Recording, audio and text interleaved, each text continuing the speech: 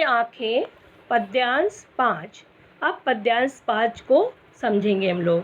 खैर पैर की जूती जोरू ना सही एक दूसरी आती, पर जवान लड़के की सुध कर सांप लौटते छाती फटती छाती। पिछले सुख की स्मृति आँखों में क्षण भर एक चमक है लाती, तुरंत शून्य में गढ़ वह चितवन तीखी नोक सदृश बन जाती।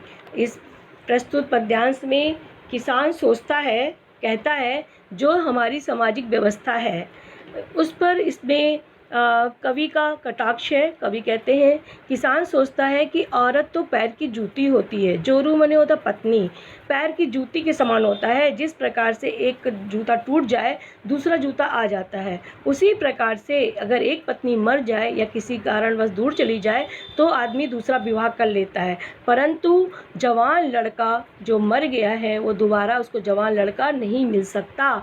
यही सोचकर किसान की छाती फटने लगती है, उसकी छाती पे सांप लौटने लगता है कि किस प्रकार से उसके बेटे को जमींदार के कारिंदों ने मार डाला। उसे इस बात का बहुत ज़्यादा दुख है। जब किसान ऐसा सोचता है तो उसका दुख जो है दूना बढ़ जाता है। किसान का जीवन अतीत की सुखद और दुखद यादों वाला जीवन है। वो पिछली ज़िंदगी को सोचता है जिसमें सुख भी है और दुख भी है। सुखद स्मृतियाँ जहाँ उसमें संतोष उत्पन्न करती है, सुखद स्मृतियों को याद करके जहाँ मन में खुश होता है, वहीं दुखद स्मृतियाँ वेदना जगा देती है। जब दुखद स्थिति याद आती है तो उसका मन दुखी हो जाता है। जब किसान की आँखों में अतीत के सुखद क्षणों की याद आती है तो वह क्षण भर के लिए चमक उठती है, उसकी आंखें चमक उठती हैं, किंतु वह चमक प्रसन्नता की स्थायी नहीं होती है। दूसरे ही क्षण वह चमक दृष्टि शून्य को बेंधने लगती है। वो शून्य में देखने लगता है, आकाश में ताकने लगता है कि उसके जीवन में इतनी बड़ी मुसीबत कैसे आ गई।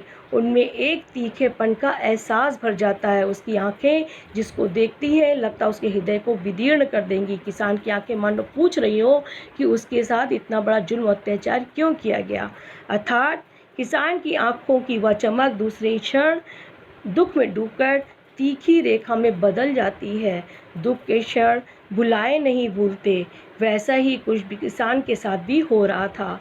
अतीत की स्मृतियाँ व वर्तमान की घटनाएं किसान को भटका रही थी, परंतु दुख ने किसान का पीछा नहीं छोड़ा। प्रस्तुत पद्यांश का भाव सौंदर्य इस प्रकार है। भारतीय समाज में स्त्री की स्थिति का चित्रण किया गया है।